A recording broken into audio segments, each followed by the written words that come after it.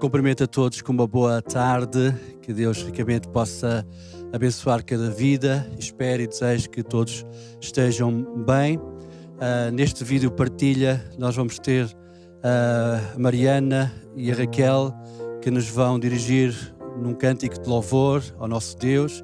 Elas nos têm abençoado imenso ao longo destes vídeos de partilha e certamente nesta tarde novamente vamos ser abençoados, inspirados, motivados a louvarmos a Deus através do cântico que elas nos vão dirigir. De seguida nós vamos ter uma conversa. Nosso irmão Orlando, o professor Orlando, vai ter dois convidados, vai estar à conversa com dois convidados que são membros da igreja e que vão falar sobre temas atuais que certamente serão de interesse para todos nós e vamos ser também edificados com esta conversa. E depois, no final, eu estarei de volta para me despedir de todos os irmãos, todos aqueles que nos estão a acompanhar e também dizer algumas coisas importantes. Deus abençoe a todos, um bom culto para todos. Amém.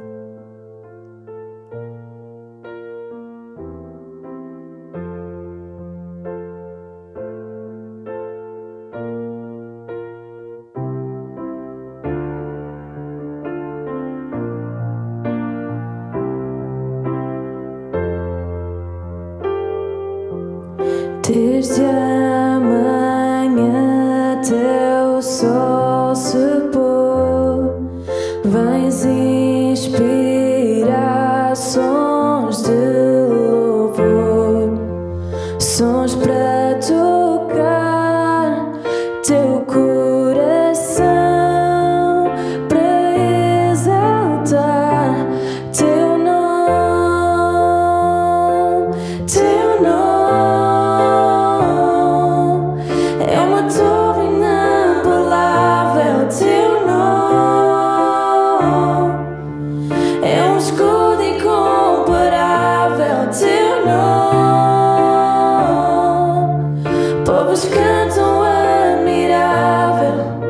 Pois nada tem poder para salvar, só teu nome.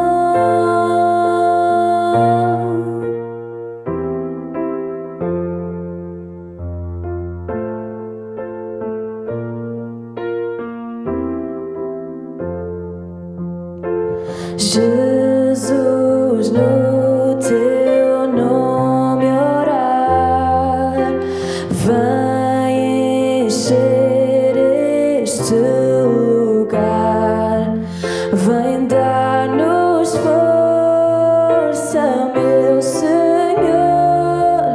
para exaltar teu nome, teu nome é uma torre inabalável, teu nome é um escudo incomparável, teu nome. Povos cantam admirável, pois nada tem poder para salvar, só teu nome.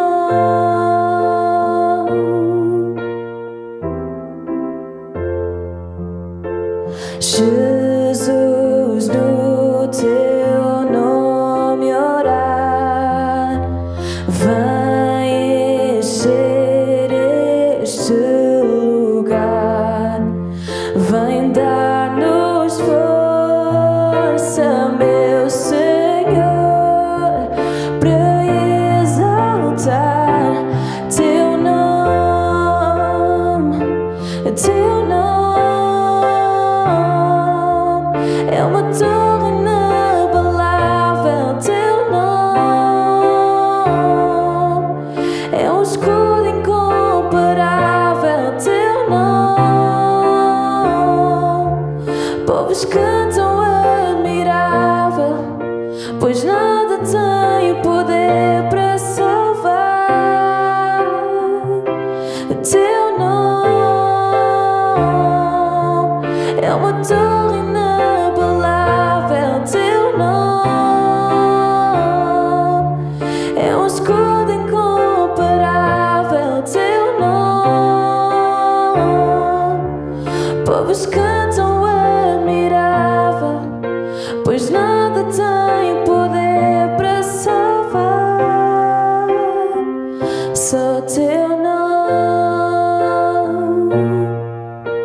Jesus, só teu nome.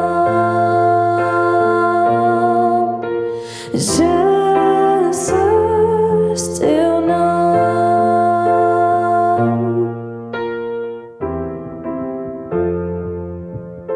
Pois nada tem poder para salvar, só teu nome.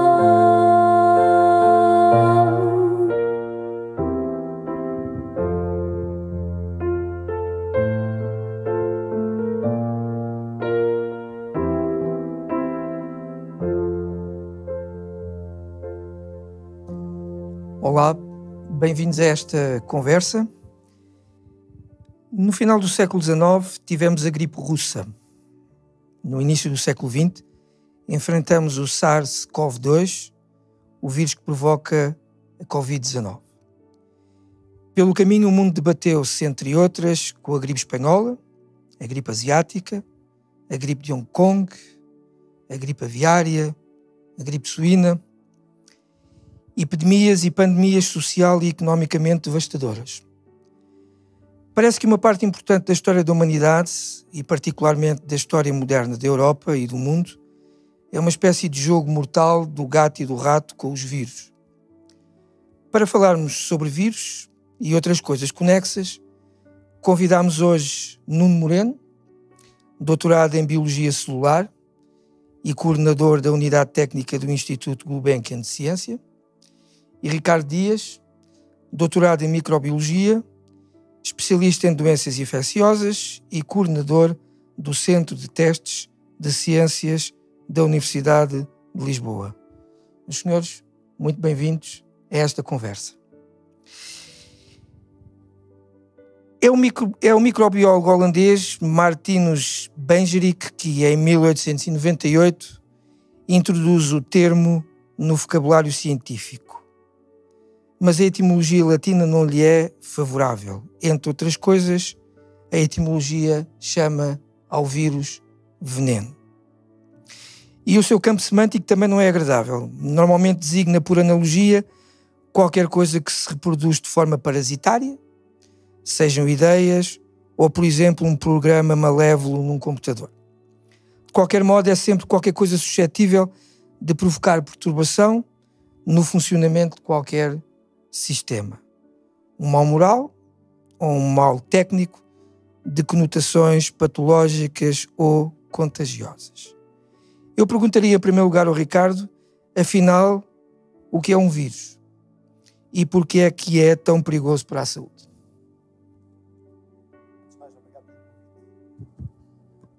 Por estar aqui convosco hoje. De facto, a resposta não é simples. Não é simples nós podermos dar uma definição do que é um vírus, até porque da forma como o conhecimento se foi organizando ao longo dos tempos, nós acabamos por classificar-se os seres em vivos e não vivos, e de facto a diversidade é algo contínuo. Então os vírus caem... Há várias definições de vida e o vírus não se encaixa absolutamente em nenhuma, não é?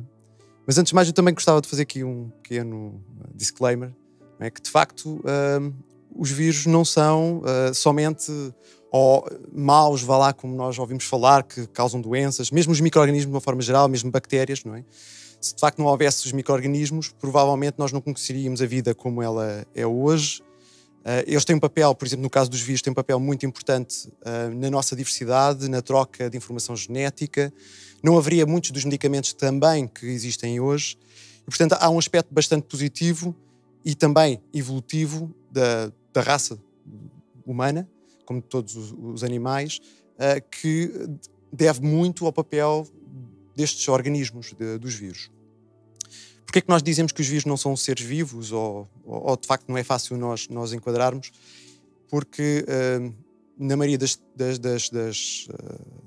várias teorias para a definição de vida, ou está associado ao facto de haver um nascimento e uma morte, portanto um processo evolutivo, ou capacidade de se replicar de uma forma autónoma, do ponto de vista de espécie, e o vírus não. O vírus ele não consegue sobreviver se não tiver outro organismo. Portanto, Tem uma complexidade brutal, se nós pensarmos. Do ponto de vista genético, são seres relativamente pequenos. O maior, de facto, tem à volta de 1 mega par de bases, mas a maioria destes vírus que nós, como o coronavírus, tem à volta de 30 capas de pares de bases. São coisas muito pequenas quando nós comparamos com o genoma humano, que tem 3 gigas pares de bases. Mas a diversidade e a velocidade como eles evoluem é fantástica. E é isso que permite, inclusive, transportar informação genética que fixa, inclusive, nos próprios genomas, nos nossos genomas, por exemplo, no genoma humano, e que faz que, inclusive, nós possamos adquirir determinadas características. E é algo que, obviamente, não é muito explorado do ponto de vista de comunicação social. Então achamos que os vírus são todos maus e fazem mal, não é? Mas, de facto, há alguns que, por vezes, ganham características que não são desejáveis ou compatíveis com a vida humana. O que é que o diferencia de uma bactéria? Muita coisa. Nós normalmente classifica-se, a morfofisiologia das células ou dos seres pelo tipo das células em 3, 4 categorias. Os eucariotas, onde estão os vertebrados, mesmo as plantas. Temos os procariotas, que são as bactérias, que, por exemplo, não têm núcleo, enquanto que os eucariotas têm núcleo. Mesmo a organização da parede solar é completamente diferenciada. Temos as arqueias que estão ali no meio. E de repente temos esta coisa que são os vírus, que basicamente é um pedaço de ácidos nucleicos, pode ser DNA ou RNA, tem uma cápside de proteínas, ao qual muitas vezes chamamos de coroa, é por isso que coronavírus vem exatamente da coroa, não é? Dessa cápside proteica, e tem uns pigões, vá lá, traduzido em português talvez seja a palavra mais interessante, que permite ele muitas vezes interagir ou transferir os ácidos nucleicos para dentro de outras células. E por isso muitas vezes é considerado parasitário, não é? Porque ele não consegue viver de uma forma autónoma, injeta os ácidos nucleicos lá dentro, usa toda a maquinaria da célula hospedeira para fazer o seu ciclo de vida, que termina exatamente com a morte da célula hospedeira, mas que dá origem à vida de muitas partículas virais. E este é, de facto, do ponto de vista conceptual, não é? O desafio que nós temos da forma como estamos a organizar a vida, não é? Ou classificamos as coisas em caixinhas. Portanto, o que é os vírus? Nós não sabemos. E isso também não sabemos exatamente por causa do ponto de vista metafísico. Durante muitos, muitos anos, os vírus não foram considerados seres vivos. E, portanto, não houve um grande enfoque do ponto de vista de investigação e de procura de conhecimento do que é que eles faziam. E só nos últimos 50 anos é que a ciência criou um ramo, inclusive, não é? A virologia, e que tem havido um estudo muito mais profundo do que são os vírus, de como funcionam e do impacto que eles têm no nosso mundo. Por acaso é interessante porque há pouco, quando nós introduzimos este enquadramento científico e etimológico deste termo que vai premiar toda a nossa conversa, que é a palavra vírus, vimos que a etimologia não lhe era muito favorável, e o Ricardo há pouco no seu discurso também lhe chamou coisa, não é? E portanto, coisa. Exato. E essa é a questão, não é? Ou seja, mesmo toda esta experiência tem sido muito interessante, porque para quem está associado à ciência é claramente um exercício de humildade. E é algo que tem que, obviamente, sempre... é uma das regras de quem trabalha na ciência. Nós temos que ser sempre muito humildes perante aquilo que nós observamos. Porque quando nós pensamos que temos um possível modelo de explicação para os acontecimentos, para as observações que nós temos, muitas vezes, até alguns meses depois, ou poucos anos depois, aparecem novas evidências, novas provas que, por vezes, ajudam-nos a reformular completamente a nossa hipótese. E cá está. Isto também é muito interessante do ponto de vista das ciências da ecologia, e agora ainda por cima com as alterações climáticas, porque isto efetivamente está tudo interligado. Porque, sem dúvida nenhuma, o que nós observamos é causa e é consequência ao mesmo tempo. Não é? Vivemos num sistema complexo, entrópico, mas altamente conexo, interligado. E uma alteração numa parte do sistema, não é, cria efetivamente uma grande mudança em todo o sistema. Chamamos coisa muitas vezes porque de facto não temos ainda uma boa caixinha onde colocar esta informação. Se é vida, se não é, nós próprios não sabemos ainda como classificar. Ainda bem que a língua portuguesa tem esse termo. Exato. Nuno, o que é que nós podemos fazer, ou o que é que nós podemos utilizar aqui do ponto de vista instrumental para detectar o vírus? Olá, boa tarde, bom dia ou boa tarde. Olá, conforme o fuso horário. Conforme o fuso horário. Obrigado por me ter incluído nesta conversa.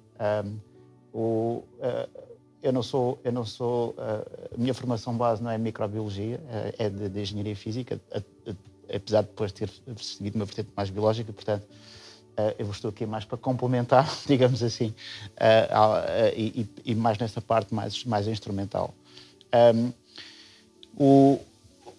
Uma das razões pelas quais o Ricardo estava a dizer que só nos últimos 50 anos é que se começou a tomar mais atenção a isso, porque também não existiam mecanismos para perceber o que é que eram vírus. Instrumentos, não é? A visualização de um vírus só apareceu com a microespia eletrónica, por exemplo, não é? E até lá não se percebia a estrutura, o que é que nem quaisquer relações que se poderiam fazer a nível de como é que poderia funcionar. Hoje em dia já existe, para além da parte estrutural, da visualização da parte estrutural, uma possível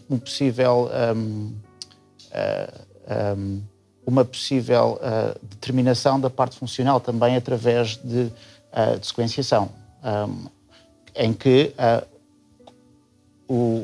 apesar de está-se a chamar coisa, é constituído pelos mesmos elementos que constituem toda a vida, não é? Por 4 nucleótidos, que se chama DNA. Neste caso, tipicamente poderá ser um vírus, poderá ser DNA ou RNA, mas há sempre maneira de, através do RNA, chegarmos a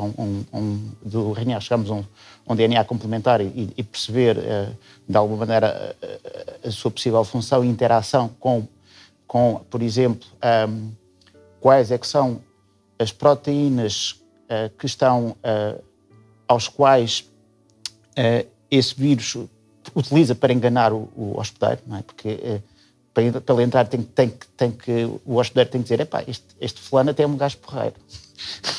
Ou seja, tem que haver um reconhecimento para conseguir haver internalização do vírus dentro do nosso corpo. Portanto, existe neste momento toda uma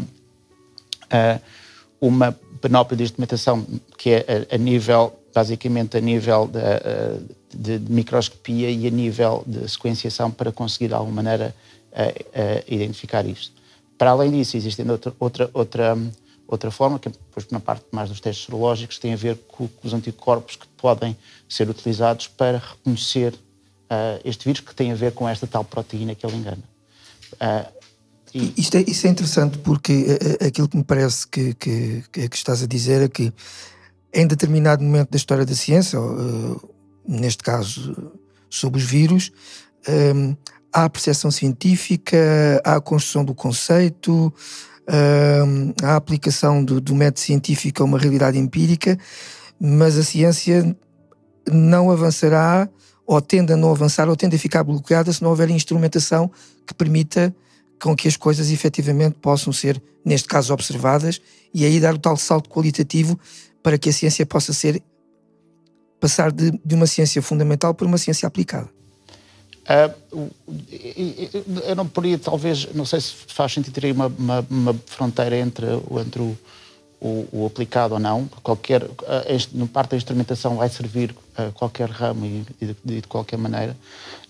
O que eventualmente, e isso está a acontecer neste momento,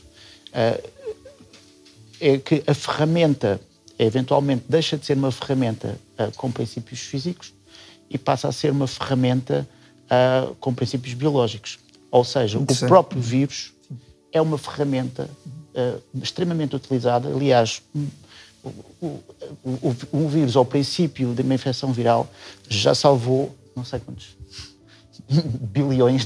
milhares de milhões de vidas, porque grande parte do conhecimento que nós temos da biologia, bem, pelo menos recente, tem a ver com biologia molecular, no qual a utilização de um princípio de infecção viral é utilizado para fazer uma transfecção de célula, por exemplo. Portanto, para mais ainda, o sistema que as bactérias utilizam para se defenderem dos próprios vírus, hoje em dia é utilizado para fazer edição genética. E que houve aquele caso daquele chinês que fez contra toda a comunidade científica a edição genética em duas gêmeas que tinham eventualmente HIV, etc. E que hoje em dia ninguém faz isso porque há todo um conjunto de ético envolvido e não se sabe muito bem qual é que é a propagação disso, né? Porque é a alteração do nosso genoma como seres humanos, mas para dizer que o próprio vírus ou os mecanismos envolvidos no próprio vírus vão ser no futuro uma ferramenta extremamente poderosa e vão mudar, acho eu, a sociedade da qual nós conhecemos hoje. Ainda mantendo a linha de conversa com o Nuno, e sobre a rapidez da sua disseminação, o confinamento é distanciamento social, são as únicas armas de que dispõe? Até existir uma vacina, e até mais do que isso depois, até essa vacina está disponível para uma camada, para uma parte da sociedade que é suficientemente grande para fazer aquilo que se chama imunidade de grupo, é a única ferramenta que nós temos para que nós chamamos achatar a distribuição de infecções. E a única razão é esta, porque se toda a gente de repente ficar doente ao mesmo tempo, não há sistema de saúde que aguente tantas pessoas para tratar ao mesmo tempo e os casos de mortalidade são maiores. Portanto, a ideia do distanciamento social é minimizar essa propagação para que a resposta possa ser uma resposta mais eficaz e não acontecer como aconteceu em Itália, por exemplo, as pessoas tinham que escolher, os médicos, quem é que eu vou salvar, esta pessoa ou aquela. E isso é muito complicado. Muito trágico, não é? Ricardo, sem qualquer tipo de compromisso na declaração que vais fazer, é uma conversa que estamos a ter e de acordo com a tua experiência e com a tua percepção, mas sem um compromisso naturalmente científico, no conhecimento deste vírus e no estado da arte em que nós estamos, após ter contraído o vírus e sobrevivido, o indivíduo passará a ser imune ou não? Qual é a tua percepção? E a tua percepção será sem compromisso.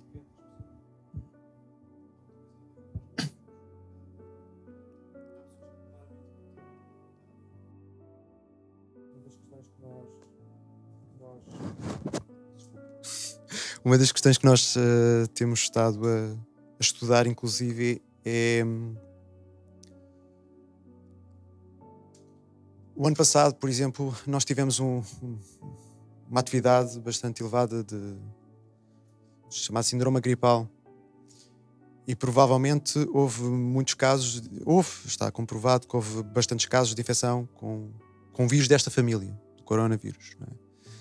Não especificamente este, mas do coronavírus. E provavelmente, as pessoas naturalmente têm aquela percepção, houve ali no final do ano, as urgências hospitalares andavam sempre cheias, com pessoas com gripe.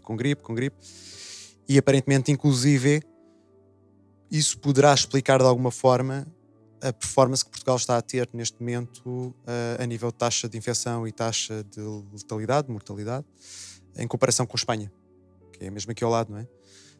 Portanto, isso pode sugerir que existe alguma imunidade cruzada e que, de alguma forma, há uma percentagem da população que tem anticorpos ativos contra este vírus, mas também, claramente, há pessoas que não o têm e que provavelmente poderão não ter a capacidade de a desenvolver. Mesmo sobre a sintomatologia e a estratificação dos casos que nós temos, varia muito. Temos desde pessoas com elevadas cargas virais e que são assintomáticas, pessoas com baixas cargas virais em que estão em estado crítico. Portanto, há uma variação muito grande. Isto porquê? Porque tipicamente o resultado de uma infecção depende de três vetores, não é? O agente infeccioso, neste caso o vírus, do hospedeiro, nós, não é? Todo o nosso potencial intrínseco, e o ambiente, portanto, as condições de risco que a pessoa esteve exposta ou não. Portanto, isto é bastante multifatorial e não é fácil de... Mas sim, esses estudos começaram logo desde o início, principalmente na China. E outra questão também que é relevante é perceber durante quanto tempo é que esses anticorpos se mantêm em circulação. Portanto, mantém-se o princípio de prudência. Sempre. Prudência. Sempre. Prudência.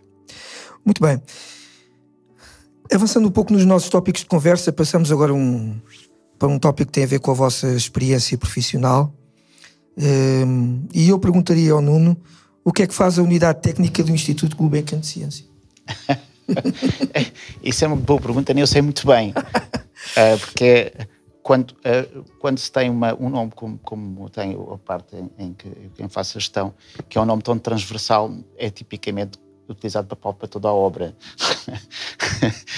Portanto, é um bocado complicado. Eu posso dizer o que é que nós neste momento estamos a fazer, o que não quer dizer que daqui para um ano estamos a fazer a mesma coisa. E são coisas muito diversas. Por exemplo, estamos a montar um sistema novo daquilo que se chama Internet of Things, Internet das Coisas. Nós já temos no nosso instituto cerca de 300 sensores que monitorizam que se a temperatura da sala dos ratinhos está bem, se as arcas menos 80 estão a funcionar, ou se uma pessoa, por exemplo, se há um sensor, se há uma fuga de CO2 e tem uma pessoa que está dedicada só a isso, um engenheiro que trabalha comigo que está só dedicado a fazer isso, e que agora estamos a transpor essa parte para aquilo que se chama a LoRa, que é uma rede de longo alcance, porque torna-se mais barato. Portanto, essa é uma das partes que estamos a fazer. Tem outra pessoa que está a desenvolver equipamento para ensino em biologia em países de desenvolvimento, tipicamente países africanos de expressão portuguesa, em que está a fazer uma malazinha que tem um kit de biologia molecular. E está a ficar engraçado o kit. Quem quiser ver o site pode ver, que é sweetcase.bio. Estou a fazer felicidade.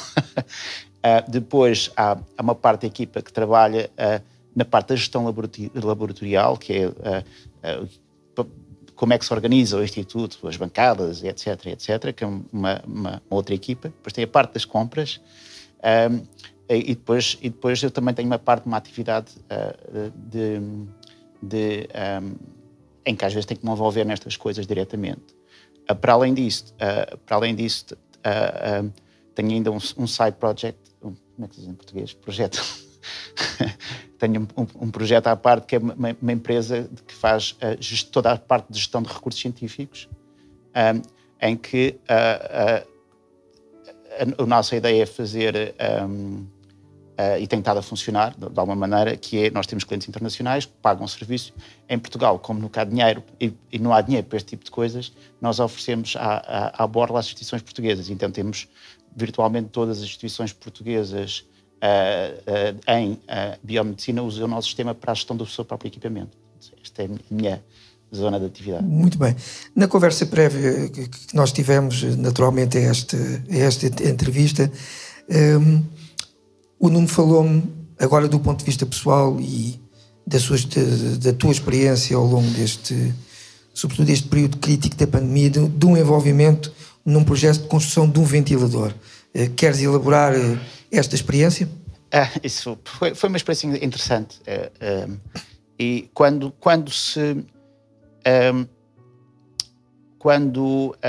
aconteceu, nós estávamos a ver os casos em Itália, que foi assim o primeiro grande caso, é que nós apercebemos, se isto chega a Portugal, estamos tramados, literalmente. E houve um movimento muito grande de todas as pessoas que tinham alguma capacidade mais técnica de desenvolver ou replicar qualquer tipo de instrumentação que pudesse ajudar no caso do Sistema Nacional de Saúde colapsar. Era sabido, e é sabido, e aliás isso foi claro, não é? Andamos a adquirir ventiladores à China e etc. E depois a fazer também no CEIA, também a fazer ventiladores, e era claro que havia falta de ventiladores. E então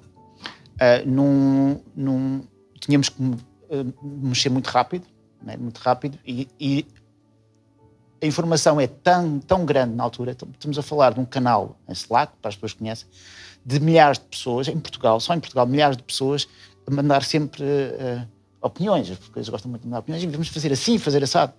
E, entretanto, daquela confusão surgiu uma equipa muito pequena de 6 pessoas, com investigadores do técnico, do superior técnico, da Champalimau, do GC que era eu, e o Hamza, que trabalha comigo nos sensores, e mais 2 ou 3 pessoas, o Miguel, que começámos numa oficina a desenvolver um ventilador, com pessoas fantásticas, com uma capacidade técnica que eu nem sabia que existia em Portugal. Conheci também toda a parte que lá está, não era bem a minha área, toda a parte de capacidade de produção de certas empresas em Portugal, que eu acho que achei fantástico. Contudo, a partir de uma determinada altura, isto é quase como aquela série que existe, é o Casados à Primeira Vista, que uma pessoa não conhece ninguém e começam a trabalhar com as pessoas, mas depois, com o tempo, começam a aparecer as diferenças, não é? E depois as pessoas, notou-se que as pessoas que estavam envolvidas no grupo, cada uma delas tinha motivações diferentes para o fazer. As motivações do pessoal que era mais cientista era, olha, vamos fazer uma coisa em código aberto para qualquer pessoa replicar e poder fazer no país de desenvolvimento, o que seja, ou em Portugal. Outras pessoas estavam mais com uma vertente mais comercial de querer mesmo desenvolver. E, portanto, a uma determinada altura, achámos, as pessoas que estavam ligadas na parte mais científica, achámos que não era a nossa onda e saímos do projeto, basicamente. Mas ainda continua. Muito bem. Ricardo, a pergunta é a mesma. Que atividade desenvolve, mas neste caso, o Centro de Testes de Ciências da Universidade de Lisboa? A atividade dominante, digamos. Sim, no início da pandemia, nós tomámos uma decisão que era necessário, de facto, também de alguma forma dar algum tipo de resposta, e percebemos que, pelo que estava a acontecer na China, o que nós estávamos a presenciar não era algo que ia ficar resolvido por uma questão de meses. Isto, tecnicamente, ou seja, esta epidemia Covid-19, tecnicamente chama-se que é uma zoonose, ou seja, é a transmissão de um agente ao longo de uma cadeia de seres vivos. Cá está, desde pangolins, morcegos, humanos, outros mamíferos, e que, portanto, era necessário criarmos algo estrutural que desse resposta já imediata e uma resposta a médio prazo, inclusive para os desafios que nós vamos enfrentar ainda durante o resto deste ano, como nos próximos anos. E, portanto, foi criada esta estrutura, que é uma estrutura de apoio a emergências de saúde pública, em que o foco principal tem sido, neste momento, ajudar à mitigação do Covid-19. Portanto, nós testamos milhares de pessoas para a presença, se tem Covid, não tem Covid, se tem anticorpos, como não estava a falar, ou não tem anticorpos, como também desenvolvemos novas abordagens, novas tecnologias de diagnóstico e novos algoritmos para prever a emergência de surtos, por exemplo, neste caso específico com Covid-19. Bem, eu sei que o Ricardo trouxe um documento audiovisual que eu pedia que fosse projetado, aí está ele. E o objetivo deste slide, qual é, Ricardo? Era passar 2 mensagens. De facto, ainda bem que nós estamos no século XX, ou no XXI, não é? No século XXI, em 2020. E1, exatamente. Porque nós muitas vezes não temos a mínima percepção da mais-valia que é de vivermos no dia de hoje, com a informação que temos, com os instrumentos que temos, com todas as abordagens tecnológicas ao nosso dispor. Não é? E de facto, isto acaba por ser uma linha cronológica da taxa de mortalidade, nem a taxa, é o número absoluto de mortes associado às principais pandemias ao longo do último milénio, vá lá. E de facto, neste momento, com o Covid-19, é expectável que a nível mundial haja aproximadamente 350 mil mortos, mas... obrigado. Muito obrigado.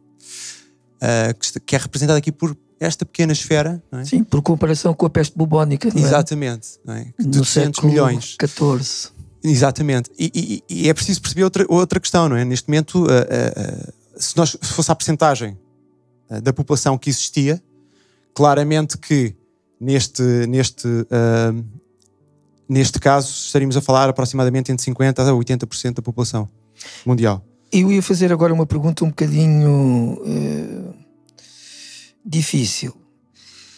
Estarão lembrados que no princípio, na introdução, começámos no final do século XIX, não fui tão atrás com a peste bubónica, com a peste negra do século XIV, com a gripe russa, e depois fiz aqui uma enumeração: gripe espanhola, gripe asiática, gripe de Hong Kong, gripe aviária, gripe suína e por aí fora. E muito mais estas que estão aqui enumeradas. E a questão é a seguinte: se pensarmos desde a gripe espanhola, só para começarmos no início do século XX, se pensarmos desde a gripe espanhola, a profilaxia das pandemias não tem aparentemente evoluído muito. Confinamento, distanciamento social, uso de máscaras, e a pergunta é: o que é que a ciência neste aspecto tem a dizer em sua defesa? Há aqui duas questões que é preciso também separar, desde já. Ou seja, tipicamente, todas estas pandemias foram originadas por dois tipos de agentes diferentes: por bactérias e por vírus. A partir de Primeira e Segunda Guerra Mundial, nós começámos a ter antibióticos e, portanto, todos os casos por infecção por bactérias, nós neste momento temos um arsenal brutal. Vamos ver até quando é que ele está disponível. Essa é a verdadeira grande pandemia que nós temos lutado diariamente, que é contra a emergência da resistência aos antibióticos. Mas, portanto, todos estes casos, como por exemplo a peste bubónica, como por exemplo a cólera, a praga justiniana, e antoniana, que não aparece aqui, tudo isso é resolvido hoje em dia, como por exemplo a lepra, não é? Tudo isso é resolvido com antibióticos. Mas depois temos a coisa. Exatamente, depois temos a coisa. E a coisa, quando aparece a coisa, é que a coisa se complica. Temos a sorte, é que a coisa normalmente não é tão mortal quanto as infecções bacterianas. Essa tem sido efetivamente a nossa sorte como espécie, de alguma forma. E portanto, tipicamente o que é feito é muitas vezes o apoio da estabilização dos pacientes, terapia de suporte, porque mesmo os antirretrovirais que existem não têm as eficiências que nós gostaríamos que tivesse, como por exemplo os antibióticos que existem. E é muito difícil desenvolver novas drogas contra os vírus. Exatamente pelo que o Nuno estava a falar, porque eles têm a capacidade de alguma forma iludir não só o nosso sistema imunitário, como têm muitas proteínas que são muito semelhantes a proteínas que existem no nosso próprio corpo. Agora, a principal questão que nos leva, ao que dificulta, por exemplo, gripe, o influenza, não é? Porque é que nós não temos já uma vacina universal contra a gripe? Não é? A gripe é das doenças mais estudadas e o vírus influenza é dos vírus mais estudados, não é? Porque estes seres, estas coisas, seres, eu gosto de chamar de seres vivos, ok? Mas eles têm uma capacidade de evolução muito maior do que nós conseguimos acompanhar. Maior, inclusive, do que as bactérias. Multiplicam-se muito rapidamente e mutam ou evoluem com muita facilidade. Por exemplo, nós neste momento, nós estamos muito focalizados no SARS-CoV-2, mas nós já existem outras variantes da evolução do SARS-CoV-2 para além do SARS-CoV-2. Muito e bem. esse é um dos grandes desafios que nós temos pela frente neste momento. Posso só aqui fazer? Claro que sim. Se olharmos aqui se olharmos aqui para este slide e vemos as datas, não é? E falarmos aquela parte da instrumentação, e quando é que nós começamos a perceber, nós vamos ver que são os países três últimos, não é? Ou seja, o nosso conhecimento acerca disto é relativamente recente. A nossa capacidade, ou seja, a sociedade e aquilo que tem investido em ciência e para termos sociedade como temos no dia de hoje é uma coisa que tem 50 anos. Não é? Portanto, em 50 anos, o facto de uma vacina nos anos, não sei, 70 ou seja 80, se calhar fazer uma vacina durava 10, 20 anos, agora se calhar estamos a falar de 2. Eu acho que isto é uma capacidade de resposta brutal no pouco intervalo de tempo. É uma boa argumentação em defesa da ciência, neste caso, não é? Sim. Há ali um momento qualquer em que o microscópio também faz a sua diferença, não é? Nesta história. O microscópio e toda a panóplia tecnológica. O microscópio foi só visualização. Com o microscópio aprende-se alguma coisa estrutural. A parte funcional é através de estudo de virologia e eventualmente pela parte de sequenciação. Eu iria continuar ainda neste tópico que teria, digamos, como tema genérico esta percepção sobre, a partir desta expressão que agora se divulgou do novo normal. Do novo normal. Mas o novo normal também é financiamento, o novo normal também são quadros de financiamento e o novo normal também implica um pensamento, ou pelo menos uma percepção mais aguda sobre a prática científica futura e a produção de conhecimento. E a pergunta que eu gostaria de fazer ao Nuno era exatamente esta. O que é que podes dizer sobre as implicações desta pandemia na prática científica futura, se bem que o futuro pode ser daqui a 2 ou 3 meses, ou seja, um futuro já, e a produção de conhecimento, e como é que nós podemos relacionar estas implicações sobre a prática científica futura e a produção de conhecimento sobre os quadros financeiros que regulam, estes normativos financeiros que regulam e que financiam a ciência atualmente. O grande problema de uma sociedade, da nossa sociedade, é que tem uma memória muito curta. Ou seja, é possível que nos próximos anos os grandes quadros de financiamento europeus possam, de alguma maneira, alinhar-se um bocadinho com a realidade e com a necessidade. O facto é que daqui a 5 ou 10 anos, ou até aparecer outra vez outro vírus, esquecem-se, porque, no fundo, quem decide, quem faz esses tipos de decisões são políticos. Não são biólogos, não são cientistas. E, portanto, e como são políticos, o que eles querem sempre ver é, durante a vigência, enquanto eles estão lá, querem ver alguma coisa a acontecer. Não fazem uma grande previsão olha, vamos trabalhar para daqui a 10, 20 anos. E como tal, vão-se esquecer, e vai daqui a, infelizmente, daqui a uns anos vão-se esquecer. Mas, contudo, e dado a nossa sociedade, que é uma sociedade hoje em dia muito mais sem fronteiras, que viaja muito mais, estes casos virais, a frequência, não te vejo tal como o Ricardo estava a dizer, que as mutações são muitas. Rapidamente há uma alteração no vírus e se calhar agora não infecta assim, infecta assado. Já naquela proteína que é receptor é outra. Em vez de infectar tanto, infecta menos ou infecta mais. E, portanto, acho que mais frequentemente isto vai ser uma coisa frequente, recorrente. Vai ser uma coisa recorrente e é importante nós termos mais conhecimento nesta área, mais ferramentas nesta área. E, portanto, isso não se consegue com financiamento esporádico. Porque uma pessoa imaginemos, estão a fazer um estudo que podem demorar, sei lá, 5 anos. Se dá o financiamento para 2, tudo aquilo vai para o lixo. O tempo da ciência não é o tempo da política, neste caso. Exatamente. Não é, vai para o lixo. E tem que haver continuidade. Não só no trabalho que as pessoas estão a fazer, mas mesmo a parte dos recursos humanos que se perde. Por exemplo, o financiamento em Portugal para a ciência é anedótico.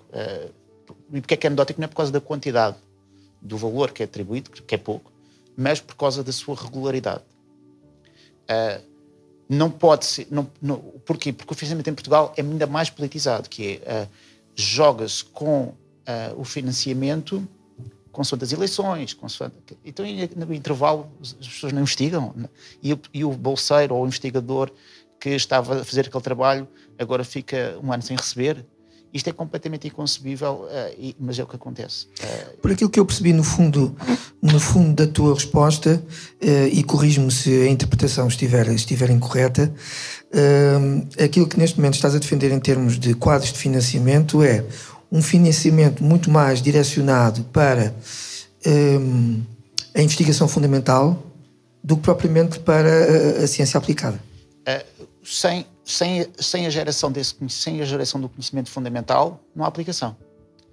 É claro que tem que haver uma parte aplicada, como é óbvio, mas não se pode cortar na parte de investigação básica, porque lá está, porque isso é o que gera conhecimento para depois, para a parte da aplicação, poder fazer o que quer que seja. Ao se fazer isso, está, por exemplo, o Horizonte Europa e já o anterior, que é o Horizonte 2020, que são os grandes quadros de financiamento europeus, são muito focados nessa parte mais aplicada. O que, claro que num curto intervalo de tempo vai ter, se calhar, um impacto maior, mas daqui a 10, 20 anos não se tem investido na parte básica e, ou seja, o gap que existe de parte do conhecimento ou a falta de conhecimento não vai ser sentida agora, se calhar vai ser sentida daqui a 10 ou 20 anos. E eu acho que é aqui que depois... Que se joga ao futuro. É aqui que se joga ao futuro. Eu gostava só de fazer um pequeno comentário, se fosse possível. O que o Nuno disse, há uma questão que é muito relevante e acho que com esta pandemia também foi muito visível, não é? Em que todas as respostas que nós estamos a ver, por exemplo, num país pequeno e com a nossa dimensão e a nossa capacidade, foi feita à velocidade da luz. Por exemplo, a infraestrutura que nós montámos e certificámos foi montada em menos de um mês. Isso seria impossível. Isto é a mesma coisa do que uma guerra, não é? Isso é muita insónia. Exato, é verdade. Insónia. É verdade. E cá está. E o maior potencial que nós temos é humano. Nada do que está a ser feito era impossível de ser feito se não fosse a qualidade das pessoas que nós temos connosco. E isto é como uma guerra, não é? As coisas acontecem rapidamente, mas acontecem rapidamente porquê? Porque temos pessoas preparadas, formadas, com conhecimento, não é? Que foi adquirido, tanto fundamental como aplicado, e portanto, basicamente é agora, vá, 1, 2, 3, vamos fazer, não é? E portanto, uma sociedade para ser dinâmica e cada vez mais isso tem que acontecer, não é? Ou seja, o que esta pandemia também nos mostrou foi nós estarmos preparados para a mudança e estarmos preparados para o inesperado. Esta foi a principal mensagem no meio universitário que nós acabámos por interiorizar. Estar preparado para o inesperado. E toda a formação base fundamental é crucial exatamente para podermos dar as respostas necessárias no momento necessário. E isso é crucial. E começa no sistema de ensino desde a primária, ou a pré-primária, se nós quisermos antes, não é? Até à formação avançada. Exato. Isso também diz muito, ou poderá dizer muito, sobre o investimento que é necessário a fazer na educação e, sobretudo, na valorização social dos profissionais da educação, não é? Eu terminaria este penúltimo tópico com uma questão mais geral. Pedia agora aqui uma síntese da vossa parte para depois entrarmos já, digamos, na parte final da nossa conversa. Como viver este novo cotidiano num quadro de pandemia prolongada? Porque eu tenho a percepção de que a pandemia não é o tempo da política que a decide, é o tempo do vírus, dessa coisa perversa, não é? E, portanto, como viver este novo cotidiano em quadro de pandemia prolongada? Nuno? Não é a política de fim, mas há políticas que podem ser implementadas para minimizar isso. E tem que haver e essas políticas, eu sei que é complicado, mas essas políticas têm que ser muito dinâmicas. E eu acho que nesse aspecto o governo português está a ter a atitude correta, que é tentar informar a população o mais possível e dar diretrizes de comportamento das pessoas e que muitas vezes podem parecer contraditórias. E aquelas rábulas do Ricardo Araújo Pereira, não é, que ele costuma fazer, que é, então, mas agora é máscara, agora já não é, e agora não se lava, agora já não... Numa situação em que não se percebe muito bem qual é que é a melhor maneira, é normal que estas coisas aconteçam. Temos de ser pacientes e ir acatando essas diretrizes que são alimentadas por cientistas. Não é a Ministra da Saúde que toma essa decisão. Alguém tomou por ela é só a porta-voz. E basicamente são estas regras do uso de máscara que eu acho que é fundamental, distância social, a população, os países latinos são muito propensos mais à parte do beijinho e do toque, e isso para nós custa-nos bastante. Portanto, mas azar, né? temos que evitar isso. mas ainda vamos ter que andar, acho eu, lá está, isto é tudo achar, isto é uma opinião pessoal, durante talvez mais um ano, com este tipo de precauções. Mas as coisas vão tomar alguma normalidade com o tempo. Ricardo, a mesma questão, mas aqui com uma subtileza. Existe a possibilidade de não haver vacina? E aí? E eu explico, porque quem ouve a comunicação social pode achar esta resposta completamente tonta. Porque a vacina que está a ser feita para a estirpe que foi identificada no início da pandemia. Portanto, quando a vacina chegar ao mercado, ou seja, a nós, não é? Não quer dizer que seja, e não é, muito provavelmente, a mesma estirpe que iniciou a pandemia. Portanto, não há nenhuma garantia de que a vacina que está a ser feita vai ter algum tipo de imunidade cruzada com a estirpe que vai estar presente. Todos nós queremos que assim seja, e é por isso que existe mais de 40 vacinas neste momento em desenvolvimento simultâneo. Okay? Estas questões também estão a ser, obviamente, ponderadas e estão a ser desenvolvidas, mas é um risco, obviamente, efetivo. Agora, também há outra realidade que é muito interessante, que é todos nós que estamos, por exemplo, aqui, as centenas de pessoas que estão aqui nesta sala, brincadeira, como todos nós estamos a desenvolver as nossas próprias vacinas. Okay? O nosso organismo está a desenvolver anticorpos contra o vírus. E é aquilo que chama-se a imunidade de grupo ou a imunidade populacional, não é? E portanto, entre as vacinas comerciais e as vacinas naturais, vamos conseguir controlar muito provavelmente esta como outras que vão aparecendo. Não é? Nós muitas vezes temos várias epidemias, pandemias ou surtos que simplesmente não têm a visibilidade que este teve, não é? Por diversas razões, mas que acontecem sistematicamente todos os anos. Não é? E, portanto, uma grande humildade, pegando no conceito inicial da tua conversa, associada a uma grande consciência cívica. É provavelmente neste tempo a melhor vacina para o nosso cotidiano em termos de vivência da pandemia. É uma oportunidade. Não é? São novos tempos. Não é? Eu pessoalmente até gosto de pensar, tivemos a época pré-Covid-19 e pós-Covid-19. O meu maior receio é que de repente a época pós-Covid-19 fique semelhante à época pré-Covid-19. Se bem que eu acho que há uma subtileza, porque não será um bocadinho precoce o pós-Covid-19? Ainda estamos no Covid-19. Exatamente. E não sabemos quando é que há o pós. Não é? O pós começou desde o início, não é? Desde a descrição do primeiro caso. Ou seja, o que eu quero dizer é que nós temos aqui uma oportunidade como sociedade, que está muito bem identificada, não é? De nós mudarmos muita coisa. Inclusive na investigação, como o Nuno falava, começarmos a fazer aquilo que nós chamamos de investigação sustentável. Não é investigação sobre sustentabilidade, isso também é necessário, não é? Mas investigação sustentável. Como sermos uma sociedade sustentável, como sermos famílias sustentáveis, como sermos indivíduos sustentáveis.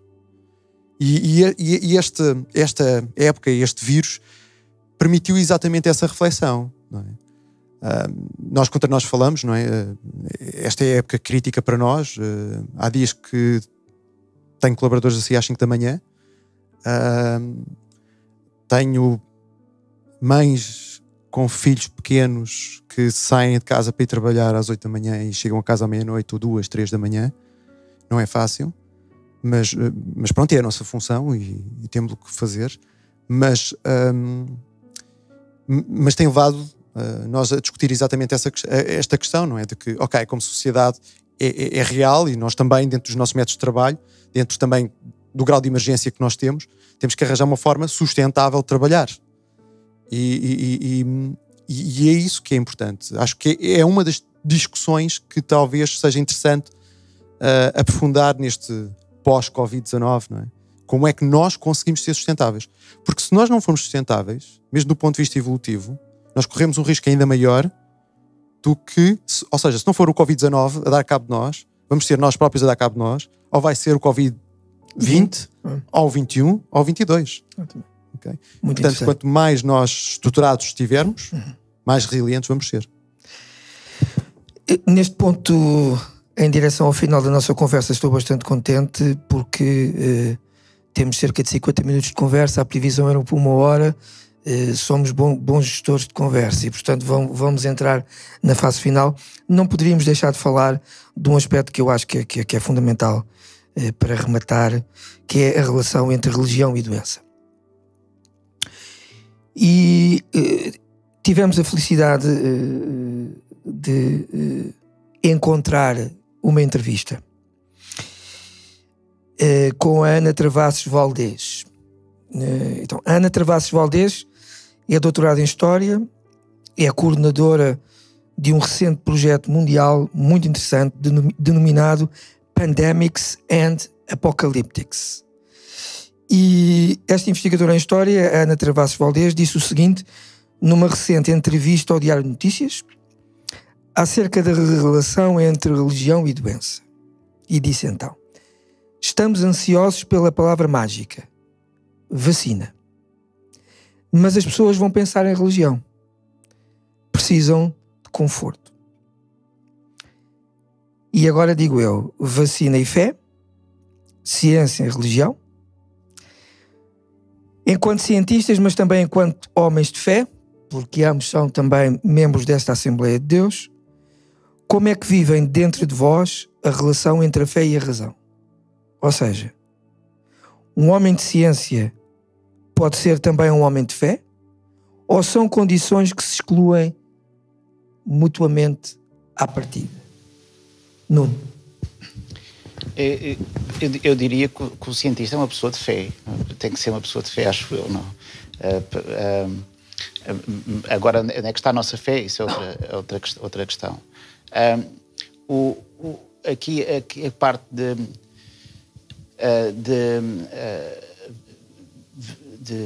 fé e vacina e doença e o que seja, o sofrimento de uma maneira geral aproxima o homem do divino ou daquilo que ele não consegue, ou seja, ele tenta procurar alguma esperança no que é que seja. O facto de nós termos, desde há 50 anos para cá, na parte de doenças, ter evoluído, a dar resposta de uma maneira geral, de alguma maneira tem, eu não podia a palavra afastado, mas aquela necessidade básica de uma pessoa estar a sofrer e precisa de divino, isso vai diminuindo. Isto porquê? Porque as pessoas têm outros mecanismos mais fáceis para o seu conforto físico, não é? Porque se uma pessoa está em sofrimento, há não sei quantos anos tinha uma dor de cabeça, ia à procura, não é? Agora toma um paracetamol, não é? E isso há uma diferença muito grande. A questão aqui é mais o processo em que as pessoas veem o processo como, muitas vezes, como o que é mais importante. Ou seja, eu tomar um paracetamol, que é um processo, será que é relevante? Será que o processo é relevante? Ou seja, e o que tem que mudar, acho eu, pelo menos para mim, e isto é uma coisa muito pessoal, né? ou o que muda é qual é a minha percepção do divino. E é perante isso, da evolução das sociedades, do nosso conhecimento, e que eu acho que tem que mudar é qual é que é a nossa percepção do divino. E qual é a tua percepção do divino? Ui! A minha percepção do divino varia ao longo do dia e varia de dia para dia. E é uma percepção de cientista, e uma percepção de cientista é uma percepção de testar todos os dias e pôr todos os dias em causa. E é basicamente essa. E claro que de criar um modelo, que é o que faz um cientista, criar um modelo, põe o modelo em causa, e vai testando, e vai vendo, etc. E isso faz com que o seu conhecimento fique mais sólido na determinada coisa.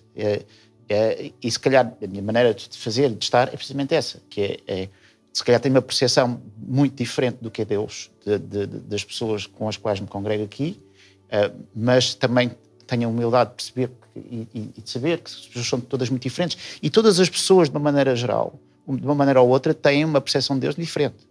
Eu tenho a minha outra percepção do que é divino e do que é Deus. E portanto, como tal, nessa perspectiva é compatível. Ricardo? Antes de mais, tenho que dizer que esta pergunta, de facto, não é justa, porque daria pelo menos para 50 minutos de resposta. Muito mais. Portanto, termos 10 minutos para responder 50 horas. Não é fácil. Mas... Então eu direi que a pergunta não é justa, mas considerando o tempo, é uma pergunta à justa. À justa, exatamente. Mas tentando ser mais pragmático e enquadrar com o tema que nós estávamos a falar, de uma forma geral, a relação entre a fé e a ciência nunca funcionou muito bem por culpa de ambas as partes, ponto. Ok? Ou seja, houve muitos erros da área da religião. Lembramos a Inquisição, por exemplo. Lembramos o processo de Galileu Galilei, por exemplo, e por aí fora. E eram pessoas com grande fé, okay? E com uma fé demonstrada, okay? E que foram crucificadas exatamente por pensar de uma forma diferenciada. Pensamento científico. Podemos lembrar Leibniz, Pascal, Spinoza. E portanto, nós temos grandes cientistas que eram homens de fé. Nós não tínhamos números hoje em dia, não é? Se não fosse pessoas de fé, nós não tínhamos o conhecimento na medicina, se não fosse, por exemplo, se não houvesse o processo da protestante, portanto o processo da renovação. Focando, o homem ligou sempre, por causa da cultura tradicional, ligou sempre o sofrimento como um castigo de Deus. Não só nas questões das pandemias, mas nós temos até um exemplo muito interessante aqui em Portugal, não é? Com o terremoto de 1755, que aconteceu exatamente também num dia que era importante do ponto de vista religioso. É o dia de Todos os Santos, 1º de novembro, não é? E portanto foi logo naquele dia, não é? Toda a gente começou a pregoar que aquilo de facto foi uma condenação da parte de Deus sobre a sociedade. E Lisboa, naquela altura, era efetivamente uma das capitais do mundo. Não podemos nos esquecer disso. Teve um impacto brutal, não é? Porque foi um terremoto, foi um tsunami, foi tudo ao mesmo tempo. Portanto, foi brutal. Mas, na realidade, as coisas têm que ser separadas, não é? Uma coisa são eventos naturais. Não é? Isto, cá está, tem a ver com a percepção, inclusive, mesmo do ponto de vista da ciência e da fé. Não é? A ciência tem limitações também.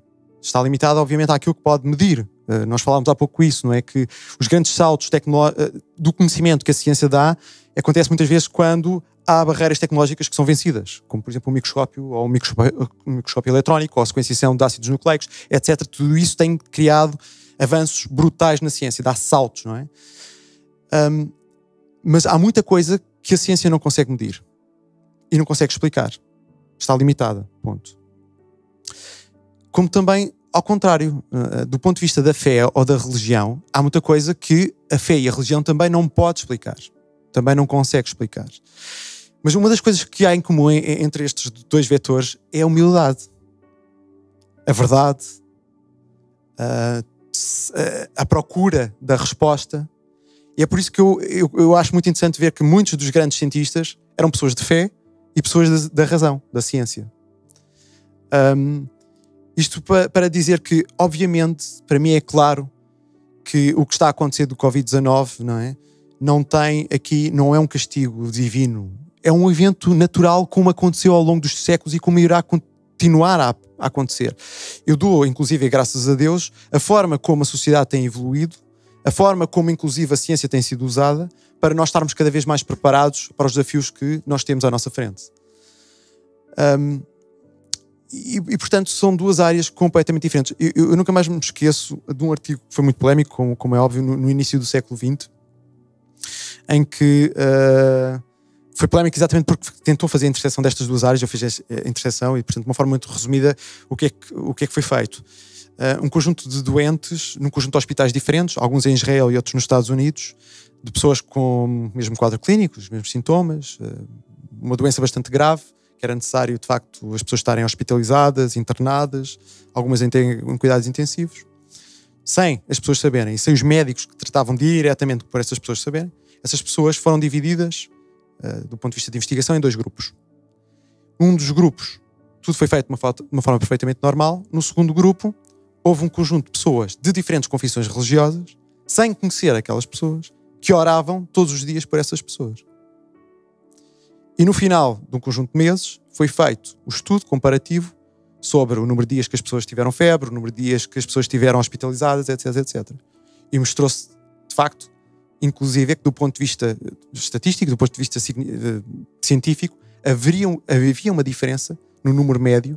De facto, as pessoas com que tinham, de alguma forma, ter alguém a orar por elas, a estadia hospitalar, ou seja, o tempo de recobro, não é, foi muito mais rápido do que as outras pessoas que não tiveram alguém. Portanto, aqui temos um exemplo de uso de ferramentas científicas para tentar, de alguma forma, compreender um pouco aquilo que não se compreende. Mas não quer dizer que não haja. Às vezes falo muito com o meu filho, não é? Ó filho, tu vês o vento? Não, não vejo. Não é? Mas sentes? Sinto. Tens dúvidas que o vento existe ou não? Não tenho dúvidas. O vento existe, eu vejo as folhas a mexer, etc, etc, etc. Okay. E é um bocadinho a mesma questão. Portanto, e aí podemos ver a operação de Deus na nossa exatamente. Vida, mesmo que os nossos olhos físicos não o vejam. Não é? Por enquanto. E é o testemunho da fé. Exatamente. Muito bem. Caríssimos, foi um prazer conversar convosco. Espero que esta conversa seja útil para todos aqueles que nos veem através deste vídeo. Porventura até uma próxima oportunidade. E como ciência e fé não se auto-excluem à partida, então eu diria saúde e Deus vos abençoe. Muito obrigado. Obrigado. Tem sido uma partilha muito edificante nesta tarde e antes de nós terminarmos, eu quero dirigir umas palavras em especial para a Igreja da Alverca. Eu quero ler Salmo 25, versículo 2 e versículo 3, que diz o seguinte: Deus meu, em ti confio, não me deixes confundido, nem que os meus inimigos triunfem de mim. E o versículo 3, na verdade não serão confundidos os que esperam em ti. Temos vivido momentos que não têm sido fáceis, mas damos graças a Deus por todas as bênçãos que Deus tem trazido às nossas vidas, a sua proteção, o seu cuidado sobre cada um de nós, sobre a sua igreja. Numa primeira fase, nós de alguma forma tivemos que fugir do vírus, tivemos que nos proteger do vírus para que ele não se propagasse, mas nesta segunda fase de desconfinamento, nós de alguma forma temos que enfrentar o vírus, de alguma forma temos que lidar com ele, e eu creio que Deus nos vai dar essa força, essa sabedoria para nós podermos enfrentá-lo, para nós podermos avançar para aquilo que está dentro de nós, porque Deus tem coisas grandes para nós conquistarmos. E é nessa base, nessa confiança, que se Deus quiser, no próximo domingo nós vamos regressar aos nossos cultos presenciais. Nós estamos a fazer tudo para que isso seja possível. A confirmação nós vamos dá-la na próxima quarta-feira, assim como algumas informações importantes. Por isso nós pedimos a toda a igreja para estarmos juntos em oração, para que se nos seja possível no próximo domingo, então estamos novamente na casa de oração, tanto aqui em Alverca como nas demais congregações. Esse é o nosso desejo, que em todas as congregações possamos ter os nossos cultos presenciais, possamos em fé avançar para este, podemos dizer, novo tempo, mas será um tempo com Deus. E com Deus, conforme nós acabamos de ler, nós não seremos confundidos. E todos aqueles que confiam em Deus podem até, e somos humanos, passar por momentos de dúvida, de questionamento, é verdade, pela nossa condição humana, mas aqueles que confiam em Deus não ficam confundidos. E nós não podemos permitir que este vírus, que este tempo que gerou muita confusão, nos possa impedir de avançar, nos possa impedir de estarmos juntos, nos possa impedir de realizarmos a obra de Deus, que é estarmos juntos, chegarmos perto das pessoas, abençoarmos as pessoas. É verdade que nós vamos continuar com as partilhas online, porque é uma ferramenta que Deus nos deu, que nós queremos continuar a usá-la, mas nada substitui o estarmos juntos e olharmos uns para os outros, mesmo com algumas limitações, mas estamos na casa de Deus, um lugar especial, onde nós devemos exaltar o nome de Jesus, onde nós devemos estar juntos para glorificar o seu nome. Então vamos orar nesta semana e na próxima quarta-feira, como já disse, nós vamos dar mais informações. Sim, Deus, nós te agradecemos, Pai. Te agradecemos por este tempo, por esta partilha, Senhor, todos aqueles que nesta tarde nos têm abençoado, Senhor, possas continuar, Senhor, ó Deus, através da vida de cada um, Senhor, a abençoar e edificar a Tua Igreja, Senhor. Nós queremos, Senhor, ó Deus, que Tu nos abençoes ao longo desta semana, Senhor, nestes preparativos, Senhor, para o regresso dos cultos presenciais, Senhor. Nos possas dar graça, Senhor, e Deus, e nos possas ajudar a prepararmos todas as coisas, Pai, para que as nossas vidas sejam abençoadas com este regresso dos cultos presenciais e o Teu nome também seja glorificado, Senhor. Esta é a nossa oração, Pai. Continua a abençoar, Senhor, cada um dos Teus filhos, Senhor. Obrigado pelos milagres que tens realizado, Senhor. Te agradecemos, Senhor, por todos aqueles que têm vencido o vírus, Senhor.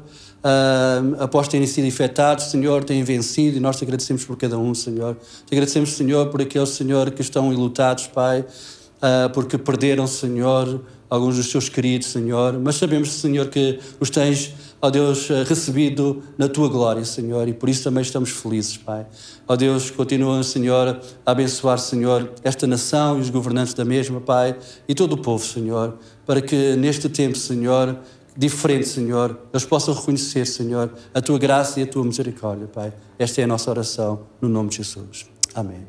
Deus ricamente abençoe a todos, uma boa semana.